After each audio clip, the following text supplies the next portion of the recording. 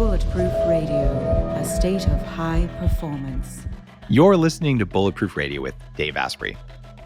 Today is going to be a fun interview because our guest is Kim Anami, who is here to talk about infusing more passion into your life and specifically into your bedroom.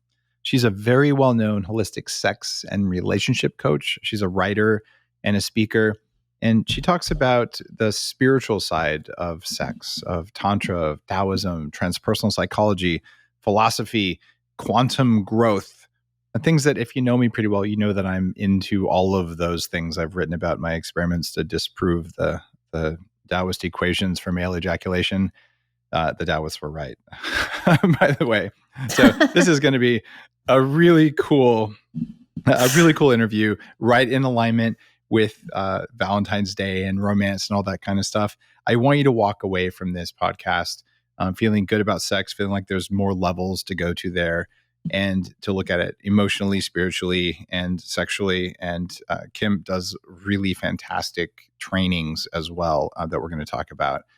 Something called Vaginal Kung Fu, which is both hilariously titled as like the best name ever, but also just really deep getting to know a part of our bodies, whether you're a man or a woman, that are a part of our spiritual experience in the world and a part of having power. You've heard me talk about the 3 F words: fear, food, and the other F word that all life forms do. Well, you need to be good at all 3. And that's what this episode's for. Kim, welcome to the show. Wonderful to be here. Thank you for having me. And I love the 3rd F especially. I think everyone likes it, but a lot of us don't like to talk about liking it. And if we don't like it, it's probably because we haven't learned how to do it right. Now, tell me about when you first decided, I'm going to open an online sex and relationship school. It just went when you weren't a known person, you didn't know this. Like what went through your head? I want to know.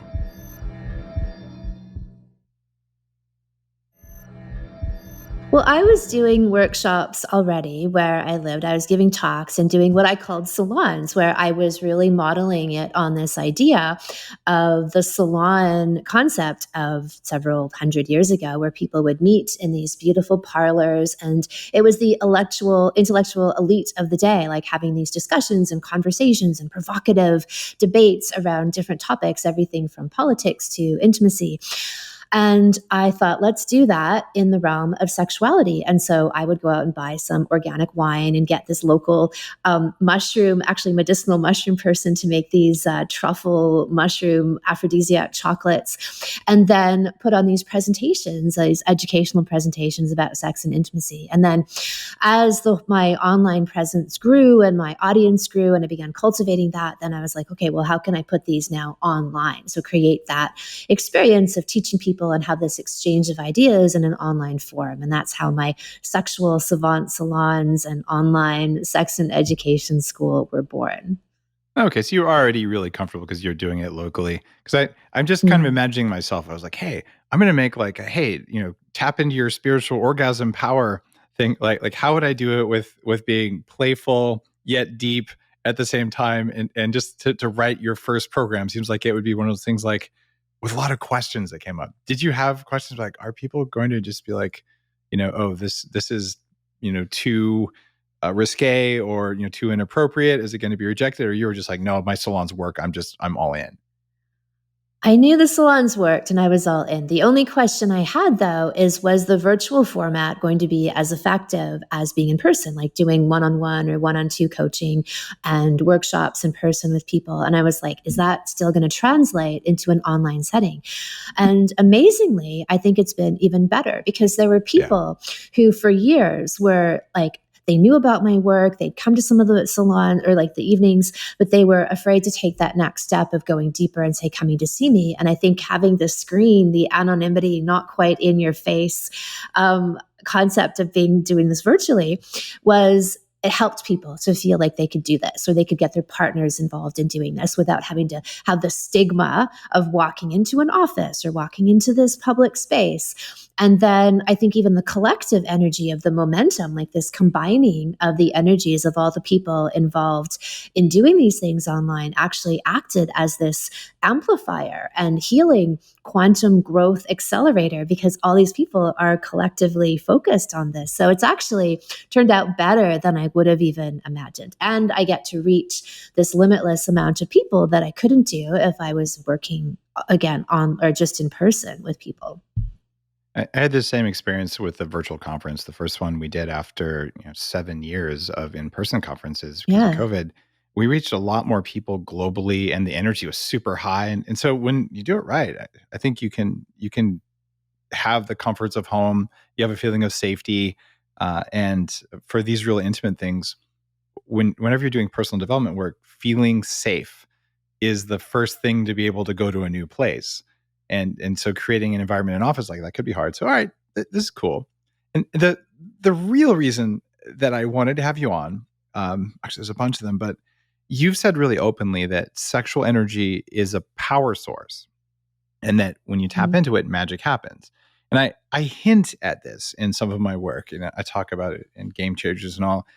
But Napoleon Hill wrote about this, like the best known recent 100+ year personal development author. It's like a whole chapter in his book on it, but it's the one that no one talks about. And you're like, okay, I've studied this for many, many years. And I want to know the differences for tapping into sexual energy for men and women. And I want to go with, how do women do it, but then how do men do it? Or is it the same? All right. Well, there's a few things to address there. I mean, look, in my own personal experiences, before I read anything about sex or really, studied anything, I had in my own experiences these sense of sex being this portal for transformation, right? Like this idea, like there were other states of consciousness that would open to me. I would emerge out of my sexual encounters feeling really inspired and more of myself. I used to use the term self-realization. That's how I felt. It's like these parts of me that had been superimposed culturally that weren't really me, that I'd adapted over the years, fell away. And I became more of my true self. And so I'd already had this instinctive sense that sex was much more powerful than we were being led to believe. And then when I read about Taoism and Tantra, those things just echoed the experiences that I'd already been having. And then years later, I was, definitely tickled to find that lone chapter 10 in Napoleon's what is it, Think and Grow Rich book about sex and transmutation. That's written in 1927, right? So he's interviewing all of these moguls about how they can become their patterns of success to try to give a model to other people. And then he has this all important chapter about sex and using your sexual energy as a creative power source. And so all of these things have echoed as I said, what was opening up to me through my own personal experiences. And then through my own studies, especially in Taoist philosophy, using more techniques like, say, harnessing breath work. So look, the big barometric question that I ask people is, does sex leave you feeling energized, revitalized, transformed, and like it changed your life? And if the answer is no, then you're doing it wrong. And that's not a moral judgment as much as it is to say that there's a way of having sex that gives you energy or takes away energy, right? That leaves you feeling like you want to go and run a marathon. And that's the big question I give to men, right? Is if you're practicing breathing techniques and recirculating your sexual energy, after you have sex, whether you orgasm or not, because I think there's still ways that men can have orgasms, but if they're recirculating that energy, they'll find a very minimal loss of energy, that they want to go to the gym. They literally want to go for a run rather than passing out, which tends to be the default action that happens after a man has had an orgasm. And then, so in that whole Tantra Taoist philosophy, the concept is that men lose a lot of energy through ejaculation. And what I've seen and witnessed in my own relationships and with clients over the years is that if men are taught to breathe and recirculate that energy, then they can even if they have an orgasm, they will lose a minimum of energy, right? So there would be a question about whether, if you're really deeply practicing this recirculation and breath work, whether you are truly losing energy. I suspect you still are, but much less than if you weren't practicing this conscious breathing. And then for women, there's a concept that women lose a lot of that energy, not so much through orgasms and unconscious sex, but through menstruation, through unconscious menstruation. And so there's techniques to have women recirculate that energy in the same way. So rather than just dumping out that energy the way, say, men do at orgasm and many women do through their menstruation, and they feel the similar symptoms. They feel tired and low energy and even depressed and like immobilized. That's a symptom that we've lost energy, right? And so I'm all about this barometer, what's giving us energy or taking away energy. And then there's techniques for both men and women to revive themselves and become revitalized through these experiences. And even women, I would say, during sex can practice the same kinds of breathing techniques and gain more energy. And so people will say to me, or they have this assumption that, my favorite thing about sex is like the pleasure and the orgasm. I'm like, well, that's great, but I'm really into the self-realization, and I'm really into the creative power and flow that I get. Like, I'll have sex and run to my computer. I noticed this early on, like I would just be so inspired with all these ideas that I would run to my computer and start writing them all down. And that's a barometer for me of whether we're taking this energy and then tapping into it, harvesting this energy as a power source, and then we have it available to channel into every other aspect of our lives. And that affects everything from our intimate relationship, our health, our body weight, our mental capacity, our creativity, our finances. I've found that there's a direct correlation to how tapped in people are to their sexual energy and every other aspect of our lives. And yet most people don't make that connection because they've been taught there is no connection, right? Your sex life kind of exists in isolation in some remote part of your life. And has no, influence on anything else that you do.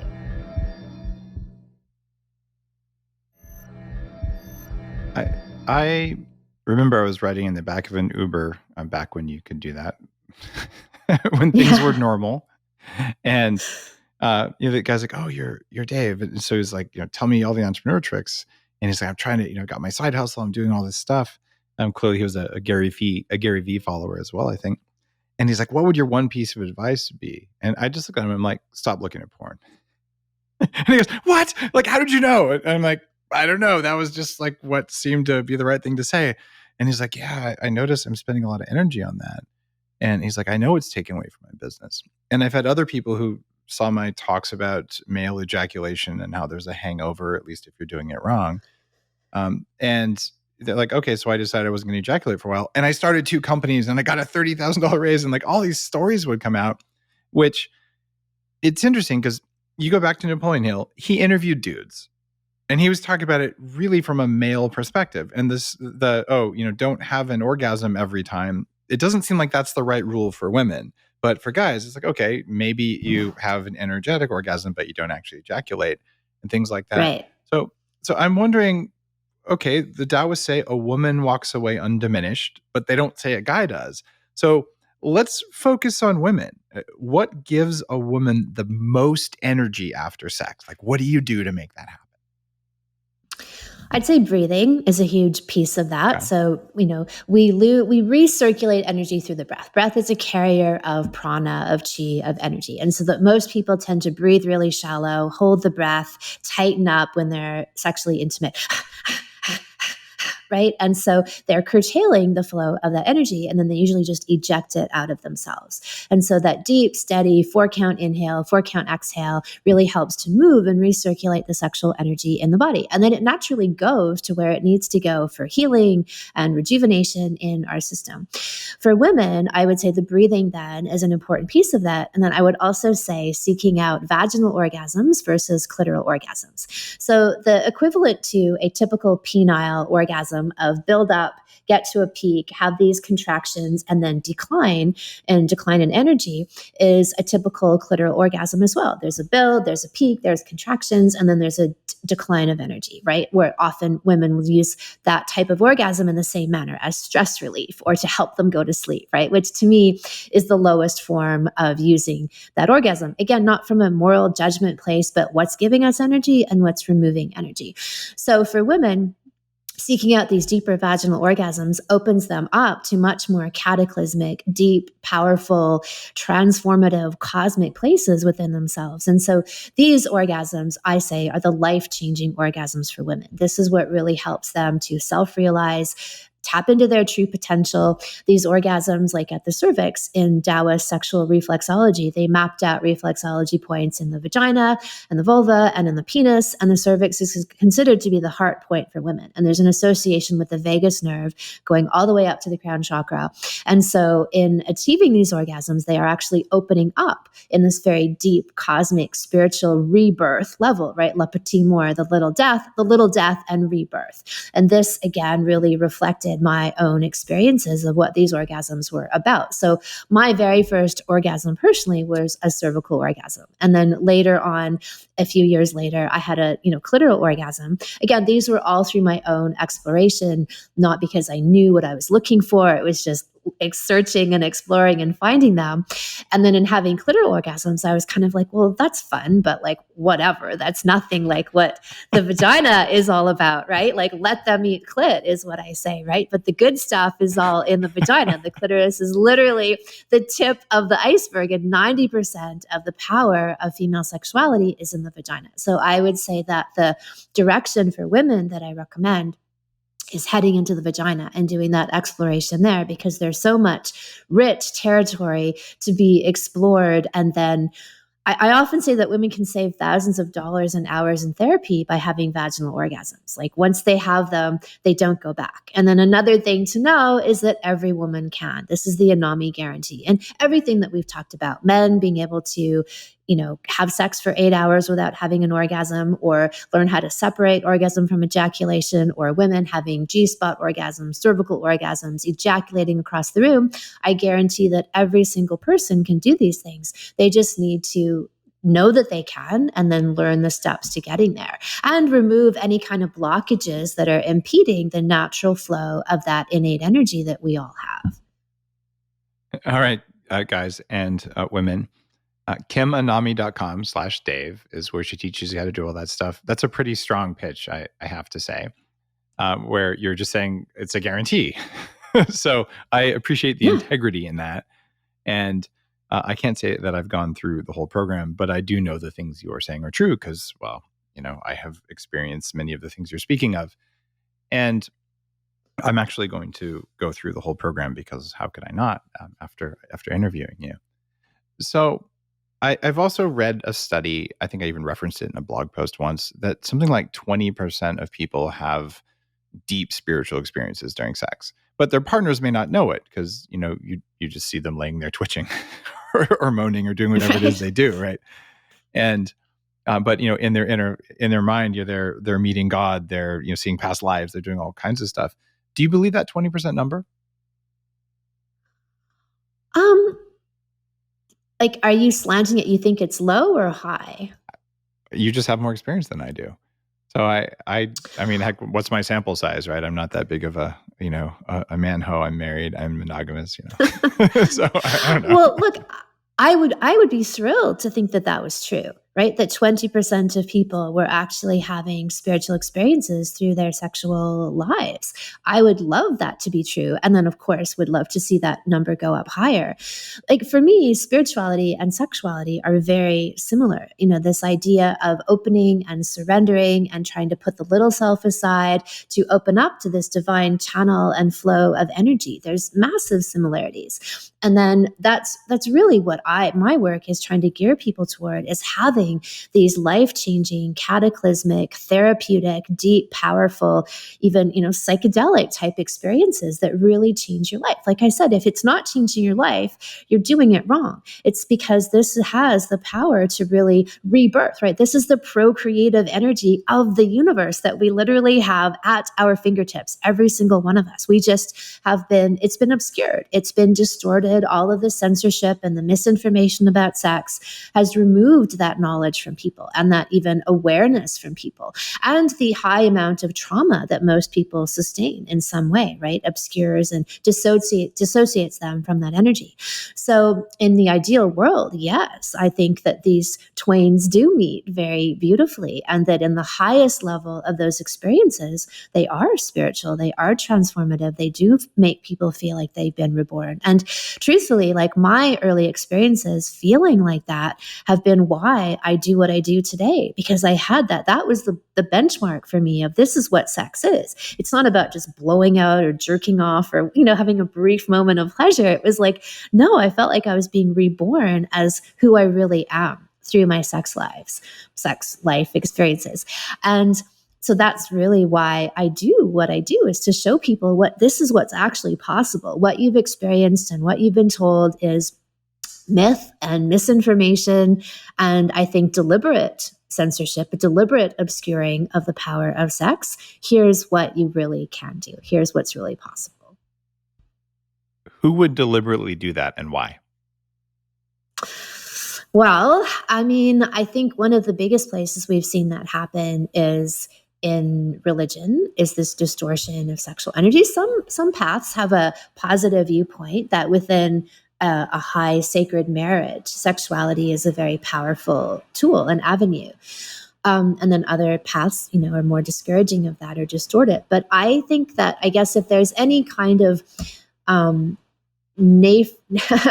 nefarious powers that be that are interested in suppressing power and empowerment within a population, then targeting sexuality is a big place to do that. And if we think about historically, when people go in and they conquer other countries or areas, one of the big things that they do is they rape, they pillage, they abuse children. Like they're putting a deliberate taint and smear on the sexual expression of that culture.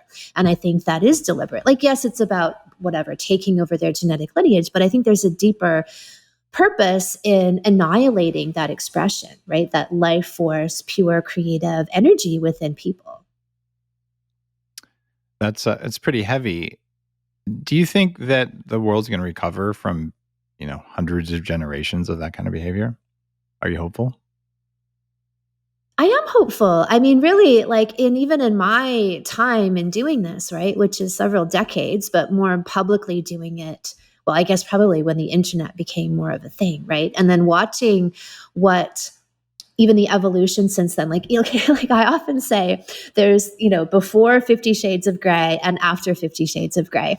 And I'm not promoting that book as like a great work of art or literature that people should run out and read, but it was this really important milestone in terms of sexuality and female sexuality being acknowledged as this massive, probably marketplace, which is what really brought it into the forefront, is how many hundreds of millions of copies that book sold. But the women who were clutching that book, on the subway, getting wet, reading this book, right? Coming home to their partners and being like, can you do these things to me? Like, this is what I really want. And I feel like before that time, there was still a lot more restriction around female sexuality or sexuality in general. And then after that came out and made this, massive explosion all over the world, there was a real shift in my view of like what was acceptable and open and acknowledging, again, probably financially motivated, which was like the certain gatekeepers would open the gate to be like, well, there's a market here.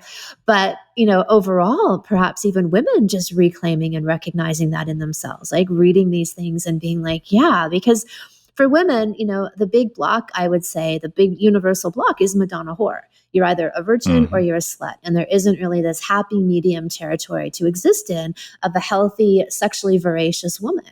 Right. And so I think that book gave women permission. Right. It had to be like that dynamic of dominant submissive, though, is sort of like, I'm telling you, you have to do this. Okay, well, if you tell me I have to do it, then maybe I won't feel so bad or so judged about doing it. But whatever, right? It gave them an opening to be able to claim some of those desires. I always thought Secretary was a much better movie than 50 Shades of Grey. Yes. I agree. I thought it was very beautifully done and Yeah. captured that ethos much. To be honest, I never read any of the 50 Shades books or movies. I picked up a book and tried to read it and I just couldn't. But I Same know, the general tenor of the book, and I'm glad that it's out there to communicate the things it does. But yeah, as an art form and as maybe deeper concepts, I thought Secretary was really good too. As an author, I'm still thinking about writing 50 Shades of Not Giving an F about making the bed. But, I'm kidding. That would just be like the best title on earth. Combining all of the New York Times bestsellers into one, right? Right. Yeah. So you think that opened the door. What did the pandemic do in terms of what people are doing with sex and sexuality? Did that close the door? Did it open it further? Like, what happened? Well, look, in my business, it's like wide open. Like people have been busier than ever signing up for my classes, perhaps because they're on lockdown and it's something they can do together within the confines of their own home. So from me, my business perspective, it's been really positive, and I've seen more people than ever interested in these things. Like I was surprised. I didn't know what the past year was going to look like, but people were very interested and took many leaps into these areas. I saw a statistic sometime in the middle of last year. In the US, the things that increased in purchasing the most were guns and toilet paper. So I'm an American living in Canada for 10 years. In Canada, the two things that went up were sex toys and Netflix subscriptions.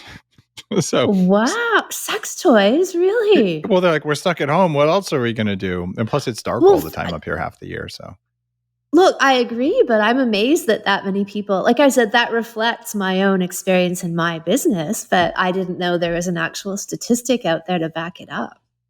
yeah, I really laughed because it was just such a marked difference. We're both on the same continent and very similar cultures, but there was that one little difference. Maybe it's because it's harder to buy guns. Yeah. Who knows? I would think, if guns were available, they probably, if there was a gun culture in Canada, that might have been a different number. Yeah, it definitely could have been, but still, it just made me laugh. And speaking of sex toys, good, bad? It seems like a lot of them are focused on the clit, not the cervix. So what's your take on toys? Well, look, yes, like I think that toys, especially for single women wanting to explore their bodies, are fantastic, right? And I think they can add another element of joy into couples. But yeah, I mean, I deliberately created my own line of hand blown Venetian Murano style glass couture dildos to focus on the G spot and the cervix, because like I said, those are the orgasms that I give the most attention to and the most education around achieving for women. And so that I don't sell any vibrators or clitoral toys, because I'm always like, put down the clitoris, go into the vagina, step away from the clitoris. I think that for women who've never had clitoral orgasms and are struggling, then a clitoral vibrator can be a good tool to just break into that territory. But then I would let it go, because a vibrator is much stronger than a finger or a tongue. And we want to be able to cultivate organic experiences and not be reliant on an external device. So, and then the same thing with the dildos is that they're like, I've shaped them and designed them to specifically hit these areas. And so it's going to help people achieve that and get there. And if women are single, great, that's a companion for them. But then optimally, they do that with their partners, right? With their hands and their tongues and their other body parts are all exploring together. And the toys can be like an adjunct, fun once in a while, but really their bodies are the primary source. What's so special about glass as a material for toys? Well, for me, like I take an active role in the design and production of everything that I put out there. So for me, glass had the most malleability, right? So that I actually went into a glass blowing factory and spent weeks there with the glass blowers to perfect these designs and work with them, both from the design perspective and then from the color perspective. I wanted to my brand is all about really bright, vibrant, vivid colors. And so most of the dildos are really bright and vivid. And there's another style that's different, but there was the most freedom. And then this is another whole area, but I work also with crystal elixirs, and I make crystal elixirs. And apparently you can take some of a crystal elixir and place it onto an object, like say a dildo, and the dildo will take on the characteristic of that crystal for about 7 days. And I thought, well, that's the best of all worlds. You can make your own crystal dildos with the glass. That's pretty cool. It's definitely not anything that I've tried. The glass also, it's dishwasher safe and nothing will break it down, which is nice. Right. You can do hot and cold play with glass, and it's very substantial. Like these things weigh 0.5 kilo, right? So they're definitely have a lot of weight and oomph to them. What is the most common place that people get stuck on just going deeper with sex? There's one thing that's holding them back. That's the most common you see when you're working with people. What would you say it is? I think it would be something along the lines of not knowing what they don't know, right? Like they have bought into this narrative that sex is a small part of a relationship, or other myths like it's normal to lose your sex drive and desire after 2 years. And so they don't really understand the true power of what sex is and has to offer them in their relationship, that their sex life is truly their power source, and they become what I call superpower couples, right? When a couple is on this journey together, they combine forces and they amplify, 100-fold and become these massive power generators. And it's mostly that people just don't realize that, right? They've had their own conditioning and programming about sex that minimizes the importance of it. And then at the same time, they have trauma layered on top of that, and they do not realize the influence that those things are having on them. And so I think the biggest piece is just like showing people, like I said, what's really possible with their sex lives, and then showing them how to get there. I did a recent interview with a guy who put together the largest survey of fantasies ever done, to see what people actually are looking for. And he did it by gender, he did it by where you live, he did it by your political affiliations, all kinds of stuff, just to look at who likes what. And found there was a huge variety of things that people were anonymously, when they did the survey, were willing to say, oh yeah, I'm interested in this, I'm interested in that. Are there fantasies that you probably shouldn't go there? Or are you like, hey, if some part of you wants it, go for it?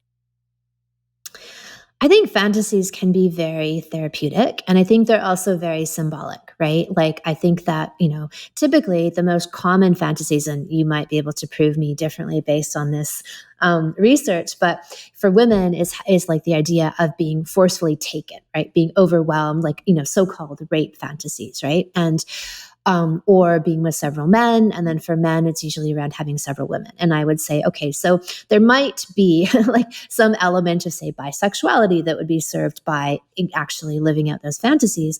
But typically, like, let's say for the woman's one, the idea of being overwhelmed by masculine energy, like if we were to dig deeper in that relationship, like presuming she has one, that we'd probably find that, let's say, the man isn't really rising up into his masculine power. He's not really seizing her or dominating her or claiming her in a strong, forthright, masculine way. And so she's craving this energy of being overwhelmed with masculine energy, which could then even translate into this idea of having several men, right? She's just craving really powerful, authentic masculine energy.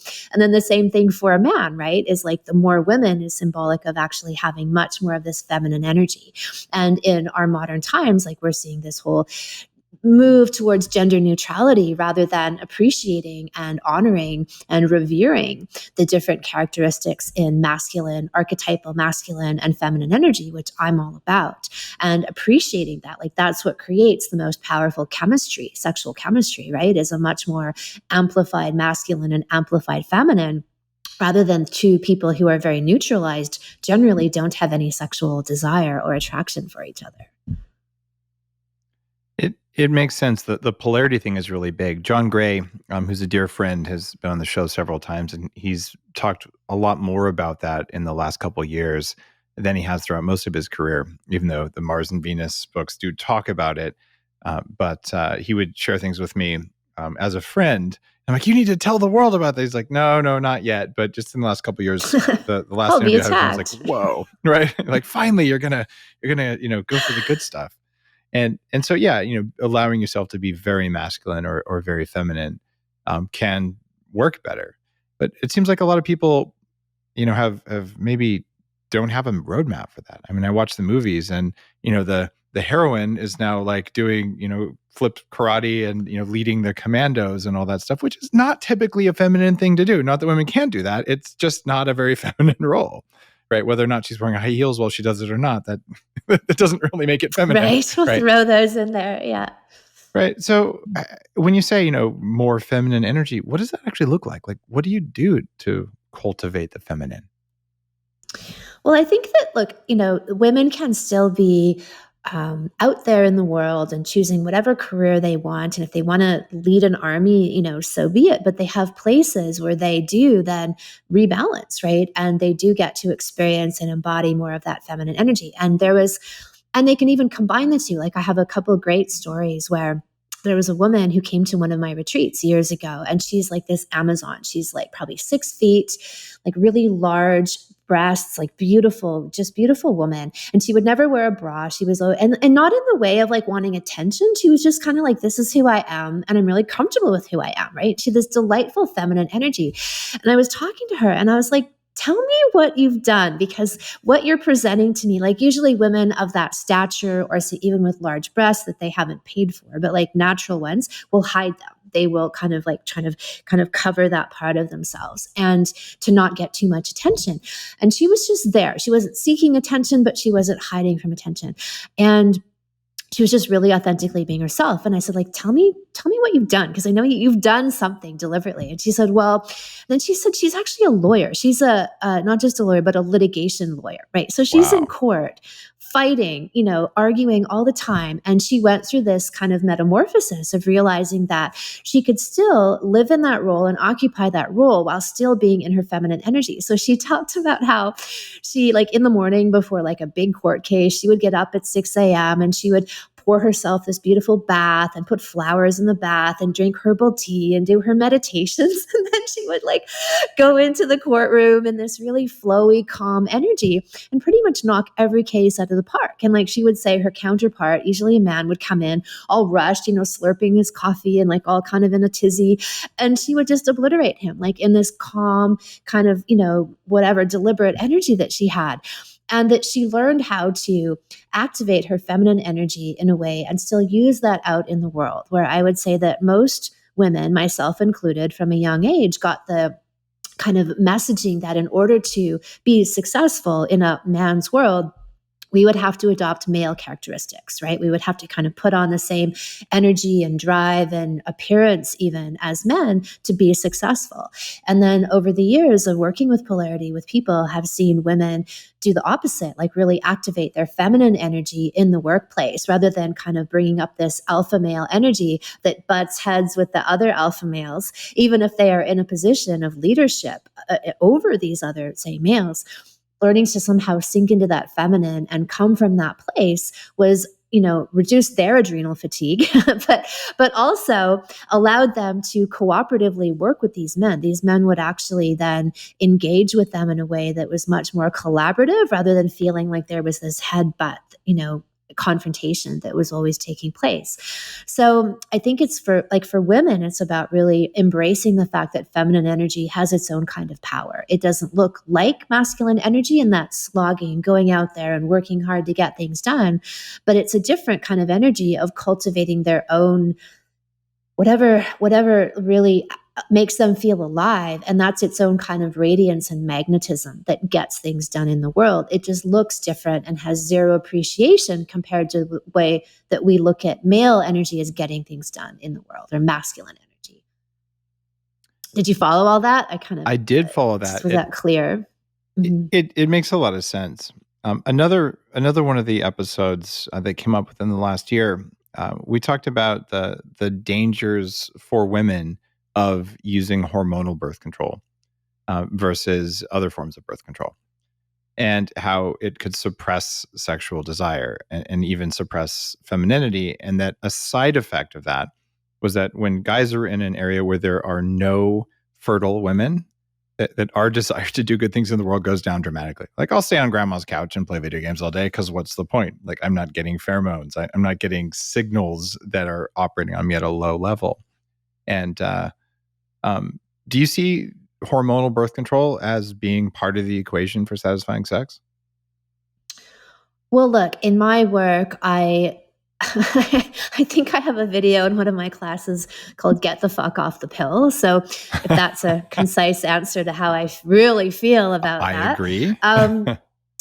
Right. Is that no, I don't think there's any place for it. And especially the way that it's given as this sort of cure-all band-aid, right? Oh, a woman has acne who's 14, a girl has acne who's 14 years old, put her on the pill. A woman's having challenging periods, put her on hormonal birth control. Like, it's ridiculous in my view how it's used. And not to mention, you're right, as birth control, where there are, ways that we can assess natural fertility and lack thereof that are super easy, but they're free, right? Which is why there's no pharmaceutical drive towards educating women about these things, but that's what I do in my salons. So no, I totally discourage hormonal birth control. Absolutely.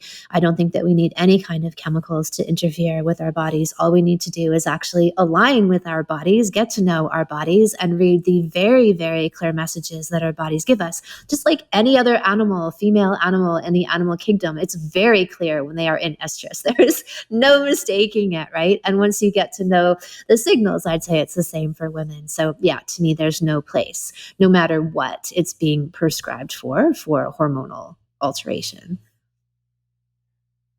I love it that you said that. I think that hormones that interfere with your basic function like that, I mean, we have the evidence. They make you old. They increase your risk of cancer and all sorts of other diseases. But they also steal desire at a certain level, and that's not good for that energy that we're trying to tap into. Just that's the base of your training. So I appreciate that you're willing to share that, because it can be controversial. It's like, there are many forms of birth control that work. That's just the one that has the biggest downside energetically, from what I've seen. Is there a favorite or best form of birth control that is compatible with having the most sexual energy? I would say anything that doesn't involve any kind of interference with the body. So all of the natural fertility awareness methods where you observe signs and signals in the body, that's it. To me, that's all that's needed. We don't need devices. We don't need chemicals or hormones or anything. That's really just a big, to me, like cash cow, right? And I think it's actually disempowering. I think it's disempowering to tell women that you don't know your own body, but this thing does, or this person does, or this medicine does. To me, that all works together, right? This idea of sexual self-knowledge and awareness. And it's really empowering for women. They get to know their own cycles. The whole period cycle is a beautiful teacher for women. And they're being deprived of all of that. We're just saying, no, we'll erase that. We'll completely delete that out of you. And people should also know, and you may have talked about this, but when the argument is often given that birth control, when it's given in these sort of medicinal ways, is balancing hormones. It's not balancing them, it's blocking them. It's blocking them. So, if there's no surprise that women come off of years or decades even of being on these things, and they can't get pregnant, they're infertile, their bodies are all in, a mess because they've never had this natural flow of hormones, reproductive hormones, right? The essence of their very being in their body. So I think it's criminal, really, that these things are going on. Now, the awareness method kind of works, except that any woman who tracks her cycles and knows when she's ovulating knows that as soon as you start ovulating, you're hornier than hell, and every guy in the room will turn their head and look at you the second you walk in the door. And whether that's because of magnetism, pheromones, hormones, God knows what, but you're super attractive then, and you really want sex right when you're most fertile. So right. You're like, oh, sorry, I can't have it now. Like, how does that really work? Well, there's other options. I mean, depending on the method, some of the methods are fine with using condoms during that time, which I'd say is the least invasive form of birth control. So it's condoms when you need it. You could use condoms. There are other orifices. There are other orifices to explore during this time. Okay. And I would say that if a woman is her most horny, desirous, I prefer the word, during Sure. that time, then she's kind of out of balance. Because in my view, a woman ought not to be dictated by her hormones. She ought to be in charge. She ought to be Mm. in a state of perpetual desire and, uh, ready to go at any time, right? And in the work that I do with women, if they do these kinds of things and practices, and then they are in that state. It's a perpetual state of desire. It's not just governed by a certain window in the month where they're suddenly in this place. Like maybe the signals they give off, yes, like ours, the smell is different. Men can pick up on that. There's fertility. So sure, there might be that going on too. But to me, like if someone is only feeling the most desire during that time, I would say something's wrong, that they're out of balance, that should be a state that they are elevated and living from all the time, not just then. Okay. I like that answer, and it's a tough one because birth control is has done a lot of really good things for women, but man, doing it in a way that smacks you in the face biologically and takes away some of your energy just seems like a terrible idea. So I'm glad we're aligned there. Um, there's a difference though between intimacy and sex, and you talk about both of those. Can you talk about the difference between those two words? Well, I guess we could say intimacy is a sense of really opening up to somebody and no holds barred. So emotionally, you're open, sexually, you're open, mentally open, spiritually, energetically, you're open in as many ways as possible. And I define that in my terminology as the ingredients for gourmet sex. To contrast that to, say, junk food sex, right? And the same analogies apply. Junk food is something that you eat that you might get a quick hit of gratification. And then usually there's a demise in your energy. You pass out, you're tired, you have kind of a sugar hangover or whatever it might be, or poor ingredient hangover. And so, in my work, I'm always talking about trying to encourage people to have more gourmet sex, right? So it's not just about having lots of sex, like, it's like with food, right? It's not like any food. It's a certain kind of food that's actually nourishing and building you over the long term. And so in my definition then of gourmet sex, that is the deepest form of intimacy. And it's interesting because even Napoleon Hill in his book talked about that. He said that sex on its own can be quite a coarse energy. But when you combine that with emotion or combine it with love, that's when you harness the true power of it. And it becomes a positive source in your life to shape things with. But without those ingredients, it can be even destructive, right? And I think we've seen that, like there's so many variations of what sex can look like. You made that comment about porn.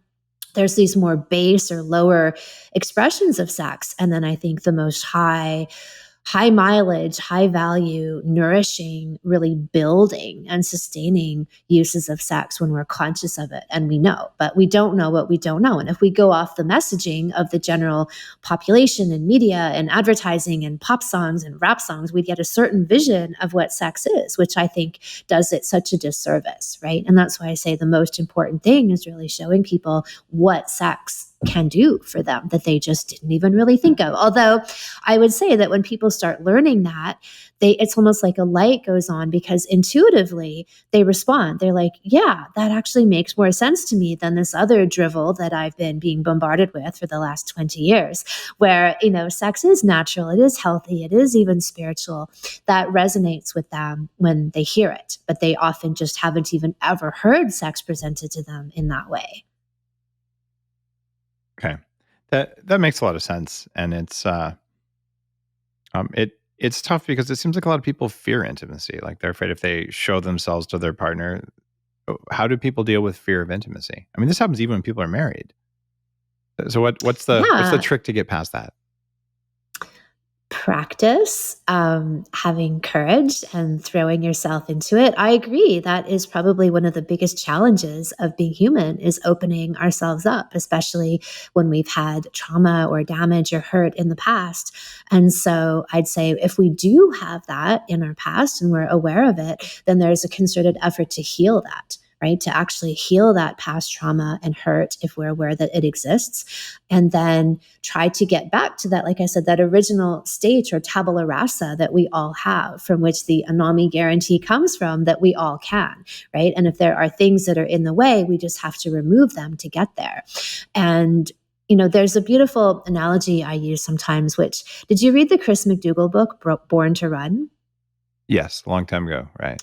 Okay, right. It's one of my favorite books ever. He was such a good writer, and the stories and the characters in that book were so amazing. But he makes, in his whole the book is really this talking about barefoot running and that movement, and that humans were born to run. We were actually born to run. And there's never been a study in the entire world that's proven that running shoes improve running.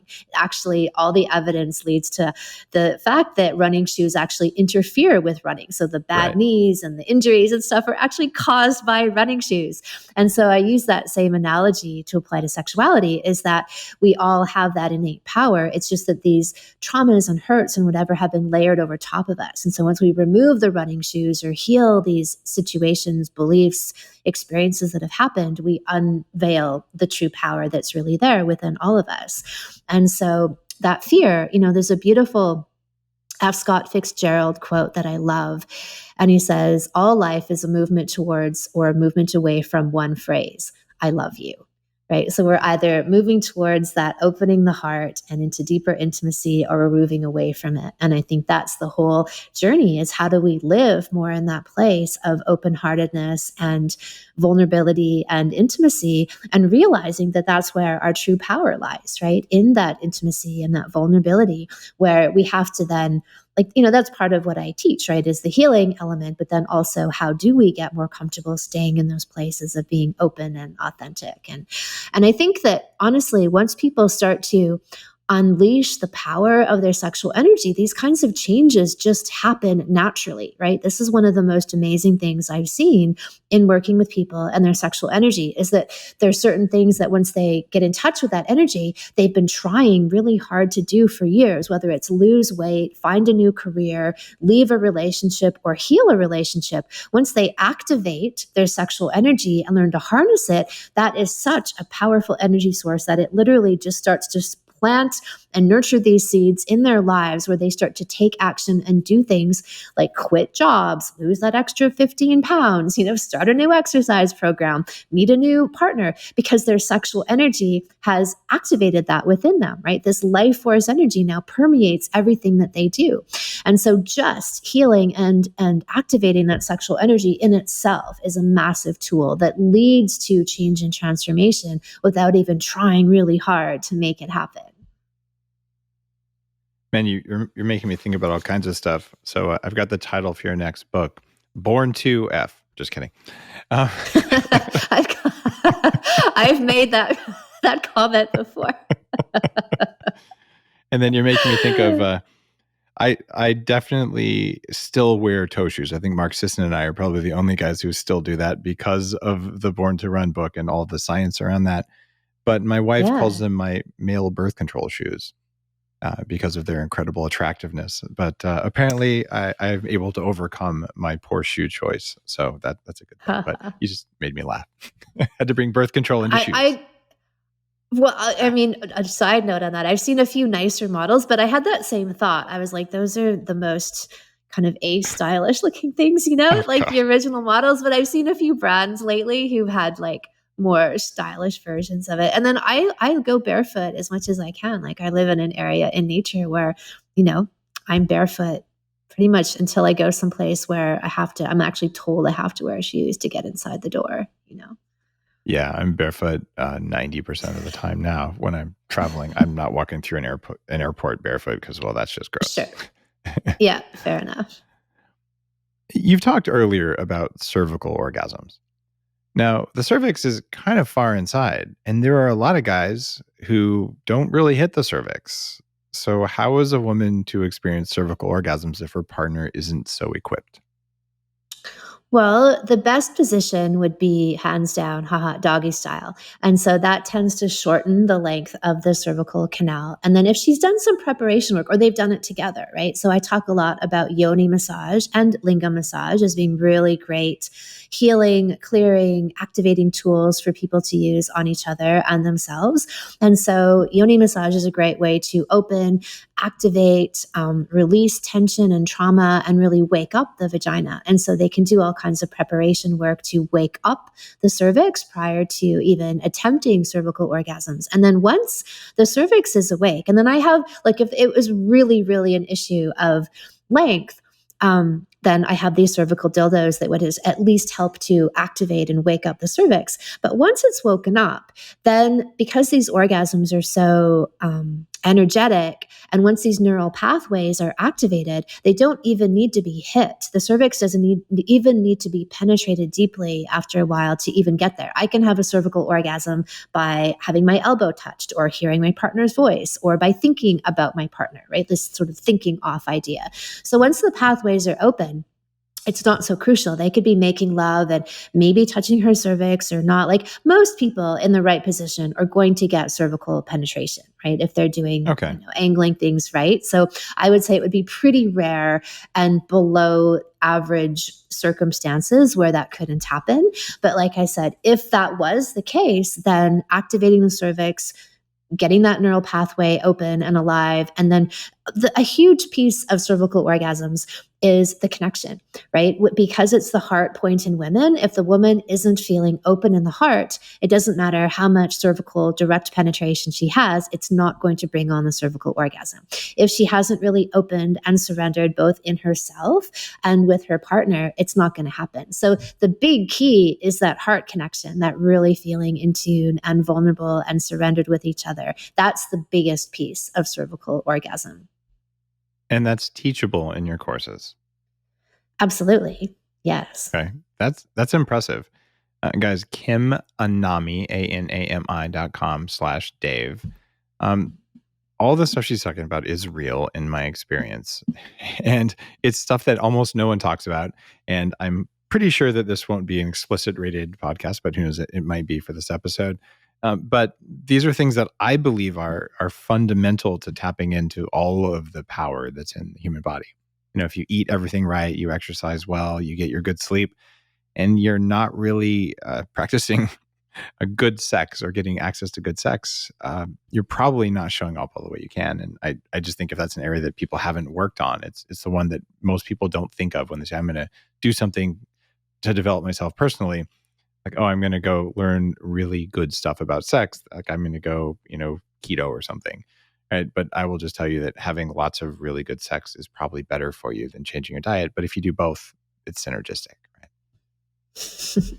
What food is the worst for having good orgasms? I guess anything that just tires you out, right? That puts you into a food coma, right? Like, kale. I love that Japanese. There's a Japanese expression, I forget what it is, but it's the idea of always leaving your stomach like 20 or 25% empty, that you don't have these giant filling meals. And so I've actually talked about that as a hack for sex dates, is that you make sure that you don't fill up too much. So anything that's going to mess with you in that way or mess with your blood sugar, I'd say would be an impediment. What about guys who are having problems getting it up? Is Viagra a good thing, bad thing? You really asking me that question, or is this just like a? I'm asking you that question, right? There has to be a downside to it, I would think. It's not something that I use or that I need to use, and I've talked about all kinds of natural ways and shockwave therapy and all kinds of stuff. But there's a substantial number of guys listening to this going, "That all sounds great, but it only works half the time." So, okay, you want to have a fulfilling sex life. Your partner is having some hard times performing. So yeah, I'm asking you, is Viagra a good way to do this? Yeah. Or do they need to, go do some kind of yoni massage for a while and it'll just work? I don't know. You tell me, you're the expert. Right. Okay. No, I don't. I've never recommended Viagra in my entire life, and instead, or career. Like instead, I work with men about how to. So to me, erections are mostly psychological, right? So there may be a small component that I would say is physical, but I would say they're mostly psychological. And in my years of work, one of the most fascinating and amazing things that I've seen is that the erection is the barometer of the man. How much is the man really showing up in his body, in his life, in his career, in his sexual self? Boom, like that's what shows up in the erection. And what I would see in my work is that when men were kind of adapting more of an effeminate energy, or they were shrinking in their lives, they were working in a job that wasn't in alignment with who they really were, that was what was showing up in their erection, was this deflated erection. And so as we looked at these areas in their lives where they were not showing up, not fully embracing and occupying themselves, and we began doing that, then they began to occupy their erections as well. And so there might be some people who are in such poor health, and I mean really, really, really poor health, like a small percentage, where that's a contributing factor. But I would say for the majority of men, this isn't a physical thing. It's not something that just happened to you. I mean, perhaps through excessive porn use and dopamine and testosterone depletion, that could be a contributing factor as well. Yeah, low that could be testosterone another physical element. Yeah. Sure. If you're low testosterone, it's harder to get it up. That's pretty well established, right? But you can fix low testosterone pretty easily with either food or just taking testosterone, right? Or I would say you generate it by the life choices you make, right? Like there's certain things that build dopamine in our life choices and build testosterone, like even working out, very intensely, right? Having a workout regime that's super challenging and really pushes you to your edge, like that's going to build dopamine and testosterone. And I would say the correlation to that is in a person's life and career. If a guy is working in a job where he's just kind of paying the bills and, that isn't really a reflection of his true self, then his erection tends to reflect that as well. And then when men make a shift and they really occupy more of that, or even in the idea in polarity of occupying and allowing themselves to be their full, unabashed, unrestrained masculine selves, that will then channel itself into their erection. So that's my take on it, right? Is that there's much more that we can do from this lifestyle, psychological, energetic perspective to build up masculine power and potency that then shows itself in erections. When a guy walks in the door, do you have a magic radar that tells you how masculine they are? Yes, I can tell how masculine they are. I can tell how, I call it well fucked they are, as in that's what I call.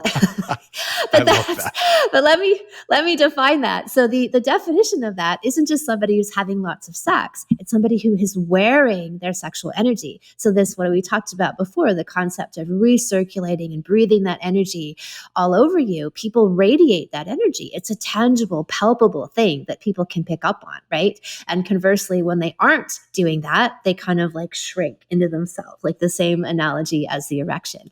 And so, yes, I can read that in women. I can read it in men. It's really clear to me when that's present or not present. All right. So how well fucked am I? I'd say that you have a life force radiating out of you. Yes. That was such a non-answer. Yeah, it's about as much of an answer as I'll give you. I would say that like you do have a vitality radiating out of you. Ah, there we go. So I like to think that I'm doing things right, but hey, you might be like, Dave, you look like a total wuss. I'd be like, whoa, that's amazing. So I was hoping that you would say something that would be shocking and offensive, but I did my best. Now, I do want to know more about vaginal and penile kung fu. So what is that? Well, just like a martial art where you study something in depth to gain mastery over it, you can apply that to the study of our genitals. And most people are very dissociated from their genitals and not inhabiting their genitals, as I was just talking about. So that applies to both men and women. And a lot of the trauma and energetic stuff that we take on over the years, I would say gets embedded. Like, Wim Hof has this beautiful phrase, the issues in our tissues, right? The things that get lodged within us.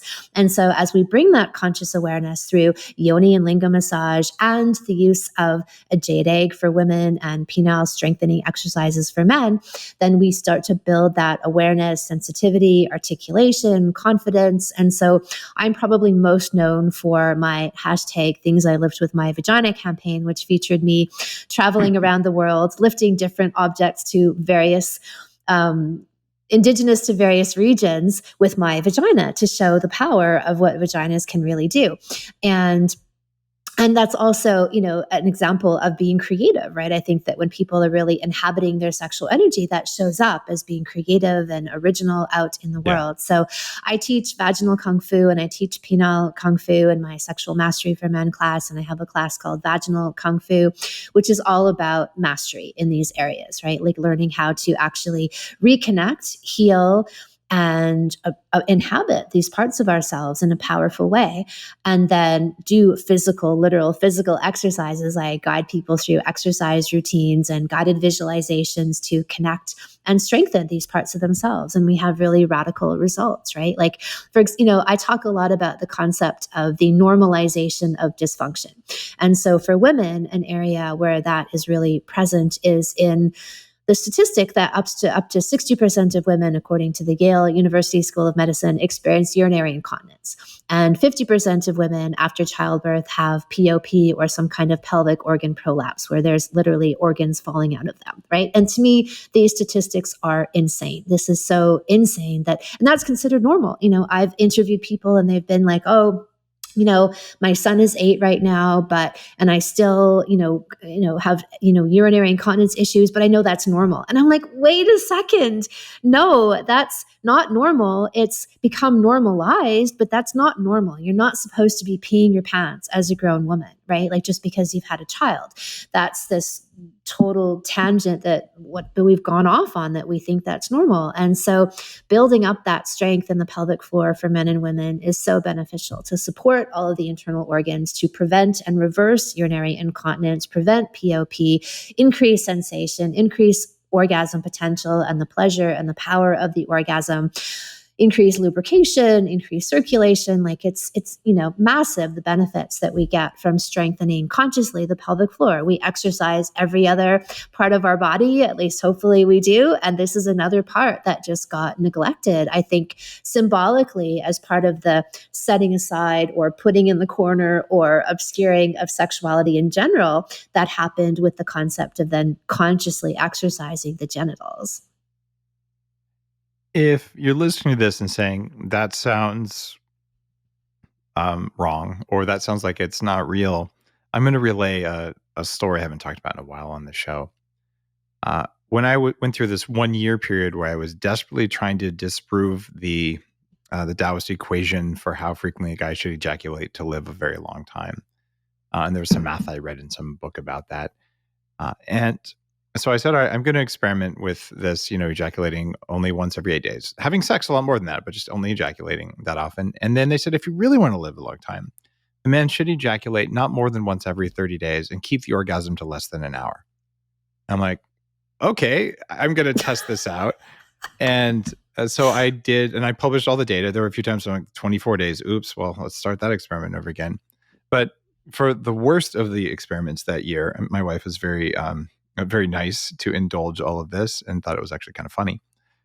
But I went through one where I'm like, I'm going to test each of these, look at my daily happiness, my energy levels, and like see, is my life better? And what happens if you don't ejaculate as often? You have a lot more sex and you become more focused on like the pleasure of your partner. 'Cause the goal isn't just to finish. The goal is like to have a good time. But what I found is when I did 30 days where it was like no using the penis whatsoever, just all the other appendages that you can use, there was alarming shrinkage. I'll just put it that way. I was like, what the hell? Like that was not expected. So I did something called the male deer exercise, which is probably something that you've talked about in your program. And it took like a week or two, and it actually came back bigger than it was before. Like you can affect the size and shape and strength of those organs just like you can your biceps. Like it's the real deal.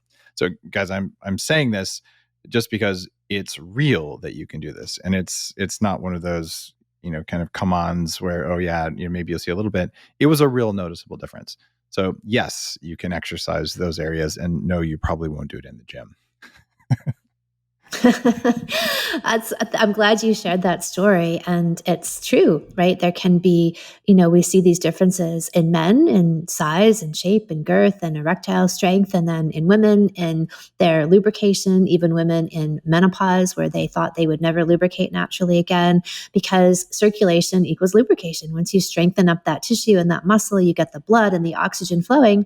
Boom, you get the juices flowing, right? Or women who've had urinary incontinence issues for decades. And within 1 week of practicing these, vaginal strengthening exercises with the jade egg, gone, right? They'd had to wear like pads to go for a run or go on a trampoline with their kids. Gone, right? And that just shows you like how neglected this area has been. And it's really, pretty sad comment on the professions that don't teach these things to people, right? That they've just, like I said, accepted this normalization of dysfunction.